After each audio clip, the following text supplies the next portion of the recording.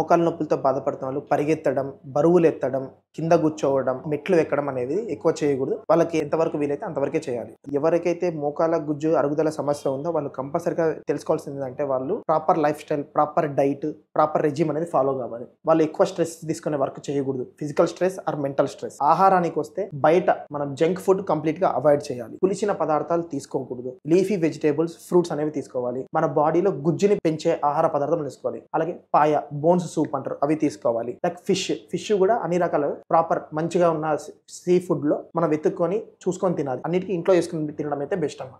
మోకాళ్ళలో నడుస్తున్నప్పుడు టక్ టక్ మని సౌండ్ రావటం, గుజ్జు అరిగిపోయింది అంటుంటారు, మరి దాని గురించి ఒకసారి చెప్తారా? అవునమ్మా, మోకాళ్ళ మధ్య గుజ్జు అనేది సైనోవియల్ ఫ్లూయిడ్. దాన్ని మనం జనరల్ కార్టిలేజ్ అంటుంటాం. ఒక ఎముకకి ఇంకో ఎముకకి మధ్యలో గ్యాప్ లో మనకున్న, ఇప్పుడు సపోజ్ ఒక ఇంజన్ అనుకోండి, ఇంజన్ లో రెండు మధ్యలో గ్రీజ్ ఎలాగైతే ఉంటుందో మన ఫంక్షన్ బాడీ కోసం ఒక రెండు ఎముకల మధ్య ఉన్న జాయింట్ స్పేస్ లో ఈ గుజ్జు అనేది ఉంటుంది. ఈ గుజ్జు అనేది ఎలా వస్తుందంటే మన బాడీలో ఇది మజ్జ ధాతు. ఆయుర్వేదం ప్రకారం మనం తీసుకున్న ఆహారం కరెక్ట్ ఉంటే సప్త ధాతులు ఒక ధాతు, ఇది పోషకంగా ఉంటుంది. దీని వల్ల మనకు అనేది బ్యాలెన్స్ అనేది వస్తుంది. ఇది ఎలా అరుగుతుందంటే విటమిన్ డి, అలాగే హైర్లానిక్ యాసిడ్ ఇవి తగ్గడం వల్ల బాడీలో ఆ గుజ్జు అనేది అరుగుతుంది. ఈ గుజ్జు అరగడం వల్ల ఏమవుతుందంటే ఒక బోన్కి ఇంకో బోన్కి రాపిడి జరిగి ఆ సౌండ్ అనేది వస్తుంది. ఈ సౌండ్ తో పాటు స్వెల్లింగ్ అనేది ఎక్కువ అవుతే నొప్పి, తీవ్రమైన నొప్పి ఉంటుంది. మనం జనరల్ గా చూస్తుంటామండి, ఇంట్లో వాళ్ళు కూడా చాలా మంది ఏదైనా నొప్పులు వస్తే జనరల్ గా స్ప్రేలు కొట్టేసుకొని లేకుంటే జెండు బామ్ అంటేసుకొని చెప్పకుండా అట్లే లోపల వాళ్ళు పెట్టుకుంటారు. కొంతకాలం తర్వాత ఇదే తీవ్రం చెంది అది నీ రీప్లేస్మెంట్ వరకు కూడా వెళ్ళే ఛాన్స్ ఉంటుంది.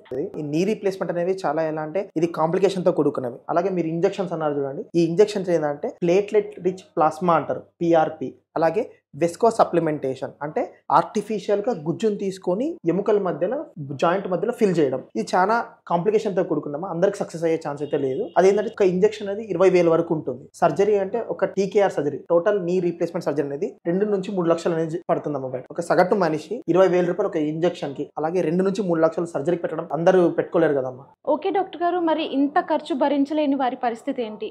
ఆయుర్వేదంలో ఏదైనా మెడిసిన్స్ ఉన్నాయా? అవునమ్మా, తప్పకుండా. ఆయుర్వేదం మనకు ప్రతి మూలంలో, మనకు ప్రతి వ్యాధి నివారణకు మనకు వాళ్ళు ఆచార్యులు ఎప్పుడో చెప్పారు.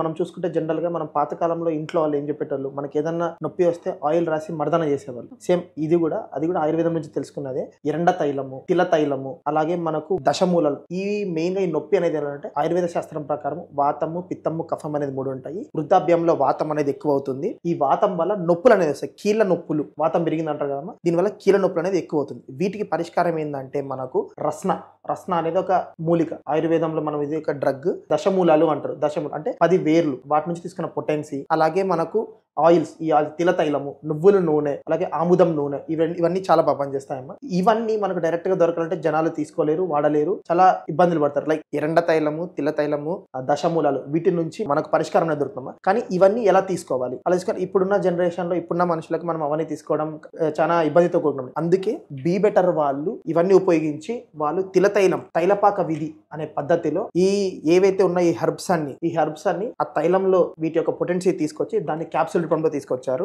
ఈ బీ బెటర్ వాళ్ళ నుంచి ఆర్తో ఊర్జా తీసుకుంటే మోకాల్లో గుజ్జు పునరుద్ధరిస్తుంది. అలాగే మనకు ఏదైతే డ్యామేజ్ అయిన సెల్స్ అనేవి మళ్ళీ రీగెయిన్ అవుతాయి, రిపేర్ చేస్తుంది, జాయింట్స్ అనేవి హెల్తీగా ఉంచుతుంది. ఓకే డాక్టర్ గారు, మరి ఈ మెడిసిన్ అన్నది ఎలా యూజ్ చేయాలి, ఎలా తీసుకోవాలి ఒకసారి చెప్పగలరు? ఈ మెడిసిన్ ఏంటంటే సింపుల్ గా తీసుకోవచ్చు.